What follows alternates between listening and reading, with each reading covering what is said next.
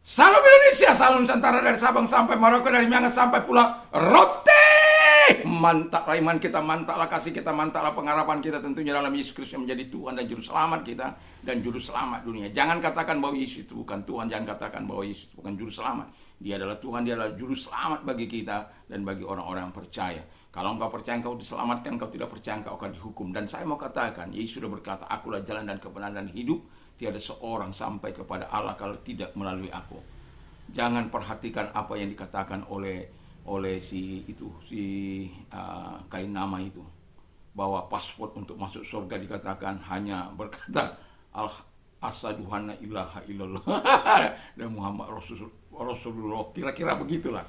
Walaupun saya tidak tahu, tetapi saya mau katakan itu bukan paspor kita. Yesus berkata, akulah jalan dan kebenaran dan hidup, tiada seorang sampai kepada Allah kalau tidak melalui. Cuma melalui dia, tidak ada nama lain. Di bawah kolong langit ini tidak ada nama lain yang diberikan kepada manusia yang olehnya kita diselamatkan, terkecuali dalam nama Yesus. Dan Allah juga sudah mengatakan melalui firman-Nya, karena begitu besar kasih Allah akan dunia ini sehingga Ia mengaruniakan anaknya yang tunggal, supaya setiap orang percaya kepada-Nya tidak binasa melainkan beroleh hidup yang kekal. Jangan mau disimpangkan oleh guru-guru palsu, jangan mau disimpangkan oleh pengajar-pengajar palsu. Dan saya menasihatkan kepada engkau, kain nama, kalau engkau bisa mendengarkan apa yang mungkin ada orang-orang yang bisa menyampaikan kepada kain nama, supaya engkau mengupas teologia Al-Quranmu saja. Jangan kupas-kupas apakah firman iman kami, karena kami punya jalan sendiri. Ikuti saja jalanmu, jangan sesatkan jalan kami.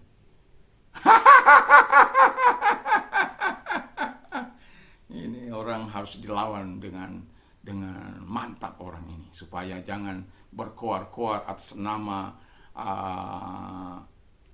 Al-Quran mereka, tetapi membuat tinjauan iman mereka kepada iman Kristen kita.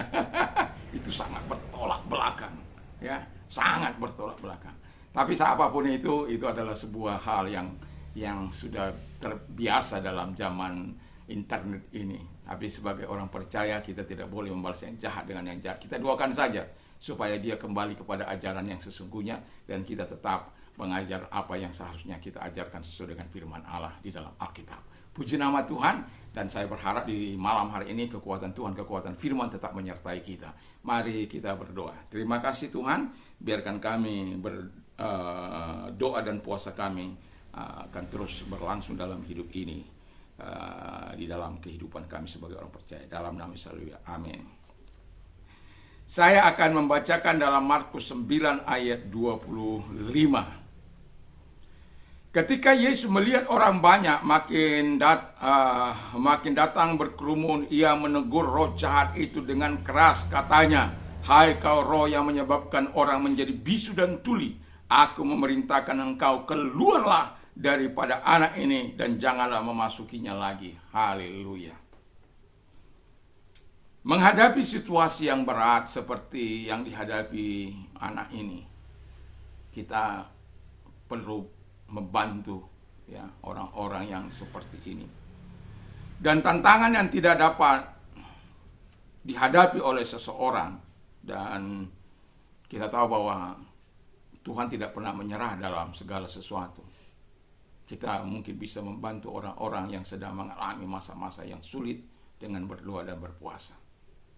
Saya sudah pernah saksikan bagaimana saya berdoa dan berpuasa selama 3 hari 3 malam hanya untuk menegur seseorang yang punya istri 2. Jadi saya belum berbuka pada waktu itu, datang ke rumahnya untuk menegur. Setelah saya berdoa dan berpuasa, saya katakan, tidak layak engkau berpakaian 2. Setelah saya ketemu, saya langsung, tidak layak engkau berpakaian 2. Terus apa yang akan saya lakukan, Pak Pendeta? Pisahkan itu. Setia dengan istri masa tuamu itu. Pada akhirnya dia bercerai, dan kemudian dia tetap pada pasangan yang semula. Kita tidak punya kekuatan untuk apa? Untuk mengingatkan seseorang. Tapi kalau karena kekuatan Tuhan, karena anugerah Tuhan, doa dan puasa itu, ya, saya mau katakan, yang pertama membuat kita efektif. Ketika kita berdoa, berpuasa, kita akan dibuatnya efektif. Sehingga doa dan puasa kita, jangan kita buat hanya main-main. Jangan kita buat seperti yang di dalam perjanjian lama. Hanya sekedar supaya dilihat orang, saya berdoa, saya berpuasa. Jangan. Jangan seperti yang dilakukan oleh orang Farisi. Jangan. Kita tahu doa, puasa yang kita lakukan dengan sungguh dan baik itu akan melahirkan doa dan puasa yang efektif yang dapat menolong seseorang. Seperti yang saya katakan tadi, untuk menegur orang yang punya pakaian dua, waktu itu saya bilang pakaian dua. Tetapi pada akhirnya dia dapat melakukan, karena apa? Dari dalam hati kita yang paling dalam, supaya mereka dibebaskan dari dosa kemaksiatan mereka, dari dosa seks mereka. Dan sampai pada dia meninggal juga, dia tetap pada pasangannya. Itu sesuatu yang bagi saya sangat menyenangkan. Jadi doa dan puasa kita menjadi efektif seperti yang kita baca tadi, ya. Itu yang pertama. Jadi doa dan puasa kita menjadi efektif, itu sebabnya kita perlu doa dan puasa dalam hidup ini. Doa dan puasa di dalam kehidupan kita, ya. Jadi kita tahu bahwa si tuli pada akhirnya dapat mendengar dan dapat berbicara. Tuli dan bisu itu, bisu dan tuli itu akhirnya dapat, yang tulinya mendengar, yang bisunya berkata-kata. Itu sesuatu yang sangat luar biasa. Murid yang nggak dapat melakukan, tapi Yesus yang aktif berdoa dan berpuasa, yang pagi-pagi sekali datang berdoa dan berpuasa. Kita tahu dia pernah berpuasa 40 hari. Saya pernah berpuasa, tapi biarpun panjang, nggak pernah seperti Yesus itu. Pasti ada saja. Tetapi sesuatu kesukaan bagi kita. Saya biasa setiap tahun itu mengambil puasa doa panjang, kalau tidak 50 hari, 40 hari, setiap tahun. Dan itu sudah saya lakukan berlangsung lama. Karena saya sadar akan kekuatan saya. Dalam situasi dan kondisi apapun, saya mau tetap bisa berharap kepada Tuhan, percaya kepada Tuhan, akan apapun yang dilakukan itu yang terbaik bagi saya.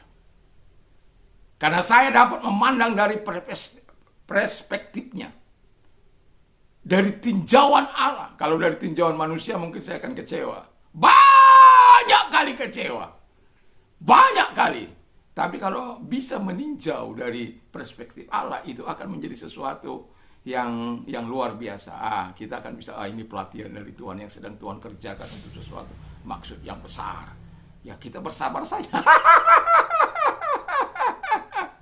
Tetapi ketika engkau berdoa dan berpuasa, engkau akan tetap mempunyai energi ilahi mengalir dalam hidupmu yang membuat engkau efektif. Yang kedua, kata firman Allah adalah doa dan puasa membutuhkan sikap ketergantungan penuh dan kepercayaan penuh kepada Allah. Jadi ketika kita doa dan puasa, ketika misalnya kita unconquerable situation, situasi yang tidak bisa kita taklukkan menurut ukuran kita, lalu apa yang akan kita lakukan? Kita sedang melakukan doa dan puasa. Kita berdoa, kita puasa, kita baca firman Allah. Dalam doa dan puasa jangan nggak baca firman Allah. Harus baca doa, berpuasa, baca firman Allah. Semakin banyak hari, semakin banyak jamnya untuk membaca dan memperkatakan firman Allah. Supaya apa? Kita bisa melihat pencerahan demi pencerahan yang Tuhan lakukan di dalam hati kita, dalam iman kita, dalam pengharapan kita kepada Dia. Jadi kepercayaan penuh kepada Allah bukan hanya sekedar lip service, bukan hanya sekedar omon-omon. Tidak. Itu disertai iman, disertai kepercayaan penuh kepada Allah, disertai kesungguhan kepada Allah bahwa Allah mampu menghancurkan segala apa yang tidak bisa kita atasi.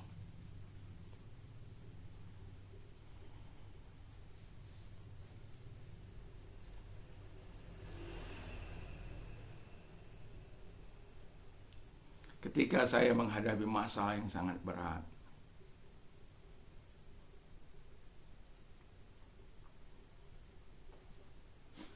Orang begitu sombongnya, begitu hebatnya untuk melakukan penaklukan kepada saya.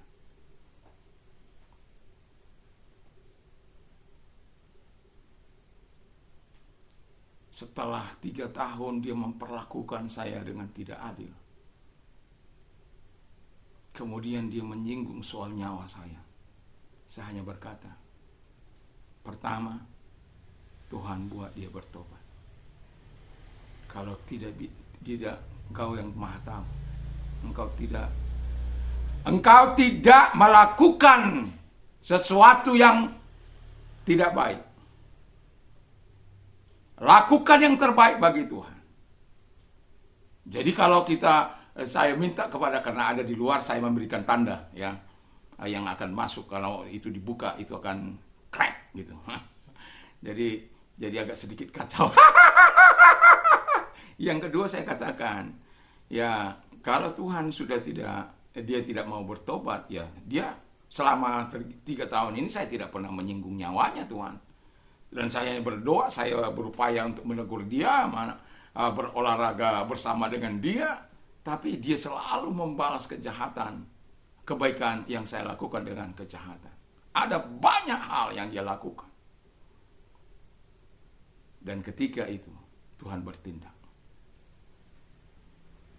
Dan ketika Tuhan memanggil dia, harus kembali ke hadiratnya. Persoalan saya selesai. Nyatakan bahwa engkau adalah sungguh-sungguh hidup bersama dengan Allah. Makanya Anda pernah baca enggak dalam Bilangan 16 itu bagaimana si Bani Korah, Datan, Abiram, 250 orang itu bersama pasukannya yang melawan, yang meminta hak imam kepada Musa supaya mereka diberikan. Mereka kan orang-orang Lewi, orang-orang yang percaya kepada Allah, orang-orang yang melayani Tuhan. Tapi mereka minta hak lebih. Dan pada akhirnya Musa harus memperhadapkan mereka supaya Musa tahu siapakah yang berkenan di hadapan Allah. Dan Musa katakan, ini bukanlah kehendakku. Ini bukan kehendakku, bukan kemauanku. Tapi kamu paksa saya untuk menyatakan. Nanti bisa baca dalam Bilangan 16 itu. Kamu paksa saya, aku tidak pernah melakukan yang jahat kepadamu. Aku tidak pernah mengambil hasil ternamu. Dan tidak pernah aku lakukan hal yang jahat. Dan Amsal katakan, orang yang melakukan, yang membalas kebaikan dan kejahatan tidak akan pernah hilang dari rumahnya. Dan pada akhirnya, Tuhan katakan, minggir, akan aku lenyapkan semua. Jangan Tuhan. Aku mohon kepadamu, jangan. Jangan karena kesalahan seseorang semua harus menanggung. Biarlah mereka yang bersalah. Maka Musa berkata, kalau kematian mereka, Bani Korah, Datan, dan Abiram, seperti kematian orang biasa, maka saya tidak terpanggil karena Tuhan. Tapi kalau belum lagi habis, bumi mengangakkan mulut mereka. Saya mau katakan, ada dalam bahasa Ibrani itu palal. Palal itu yang pertama adalah, saya tidak akan terangkan jauh-jauh. Palal itu yang pertama adalah di mana kita berdoa, berkomunikasi dengan Bapa di surga. Yang kedua adalah intercede atau intermediate, menengahi. Jadi kalau ada orang bertikai, kita menengahi supaya damai. Yang ketiga intervene, di mana kita bisa meminta Tuhan intervensi pada kasus seseorang. Yang keempat itu judgment. Judgment itu pada akhirnya itu keputusan yang terakhir yang bisa kita ambil. Seperti yang saya katakan, setelah 3 tahun mereka memperlakukan saya tidak adil. Dan pada akhirnya saya judgment di hadapan Tuhan. Dan Musa juga demikian. Setelah mereka dibujuk oleh Musa, tapi mereka tidak mau, Bani Korah tidak mau. Dan pada akhirnya bumilah yang melenyapkan mereka, 250 orang. Dan itu masih ada orang yang memberontak. Dan kemudian tambah lagi 17.000 orang. Sampai Musa katakan, pergi ke sana, bawa pembaraan ini. Dan di antara orang hidup dan mati itu, yang mati sudah 17.000 orang. Jadi pada kasus itu mati orang 17.250, 14.700. Ya, 14.700. Jadi tambah 250. Ya, nanti bisa bacalah 250 jadi 14.000, hampir 15.000. Itu karena ketidaktaatan mereka kepada Allah. Jadi berarti berharganya engkau di hadapan Allah. Jadi dengan kepercayaan penuh kepada Tuhan. Yang ketiga dan terakhir, doa dan puasa melibatkan permohonan dan asking and in action. Jadi kalau kamu memohon kepada Allah tetapi tidak ada action, ya percuma. Sama seperti memohon kepada Yesus Kristus, kita mohon dan kita lihat bagaimana orang tua yang punya anak ini. Jikalau engkau bisa, jika engkau dapat, katanya. Lalu Tuhan katakan begini, jika aku dapat.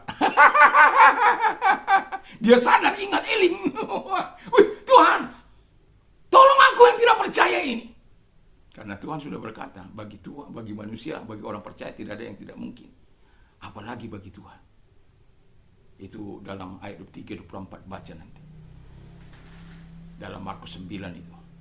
Ayat 23-24. Nah, kemudian kita lihat bahwa setelah action, Tuhan action, kita lihat bagaimana si bisu akhirnya berkata-kata, atau si tuli dan si bisu itu bisa berkata-kata dan mendengar. Oh, itu sesuatu yang sangat luar biasa. Dan tentu kita merindukan, dan itulah hal yang mendasari saya untuk berdoa. Saya tadi pagi sudah mengatakan bagaimana tujuan kita berdoa dan berpuasa. Sehingga doa dan puasa kita bukan menjadi sebuah siksaan bagi kita, bukan sebagai rutinitas kita, bukan. Karena ada sesuatu di balik doa dan puasa kita itu yang disediakan Tuhan bagi kita melalui firman, melalui Dia sendiri, melalui Roh Kudusnya, melalui kuasanya dalam kehidupan kita. Jadi ketika engkau berdoa dan berpuasa, jangan lupa asking and action. And action. Jadi ada lakukan tindakan iman dan engkau akan melihat kebaikan dan kemurahan Tuhan. Mari kita tunduk kepala dan kita berdoa. Terima kasih Bapa di surga buat segala kasih-Mu, dan kami yakin dan karena percaya ketika kami berdoa dan doa dan puasa kami adakan di dalam hidup ini, maka kami akan melihat kebaikan dan kemurahan Tuhan. Kalau engkau sakit, saya mau berdoa bagi Anda. Apapun sakit penyakitmu, saya tidak peduli. Tuhan yang mampu menolong Anda, bukan saya yang menolong Anda. Tapi Tuhan mengatakan, berdoa mengusir setan-setan dalam nama Yesus Kristus dan melenyapkan segala sakit penyakit. Karena Dia yang akan datang kepadamu, Dia yang akan menolong. Kalau engkau orangnya, mari kita berdoa dan mari kita satukan hati kita dalam nama Yesus. Segala sakit penyakit yang mereka derita, aku perintahkan dalam nama Yesus, keluar. Dan oleh bilur-bilur daripada Tuhan Yesus mereka sembuh, oleh kuasa-Mu mereka sembuh, oleh pertolongan-Mu mereka sembuh. Terima kasih Bapa di surga. Dalam nama Yesus, terima kasih buat mujizat-Mu bagi mereka. Biarlah nama-Mu dimuliakan. Dan bagi mereka Tuhan, Bapa di surga yang mengalami pergumulan, angkat kedua belah tangan-Mu, ulurkan tangan-Mu kepada mereka dan tolong mereka satu demi satu, dan Engkau memberikan yang terbaik dalam hidup mereka sesuai dengan apa yang mereka butuhkan. Terima kasih Bapa di surga buat pertolongan, buat kasih-Mu, buat kebaikan-Mu dalam hidup mereka. Dalam nama Yesus, haleluya. Amin. Damai sejahtera Allah yang melampaui akal akan menyertai hati dan pikiran kita, sehingga kita bisa tidur dengan deep sleep-nya Tuhan dari sepanjang malam ini, sehingga kita bisa bangun pagi dengan tubuh yang sehat dapat memuliakan Tuhan. Mantap, mantap, mantap.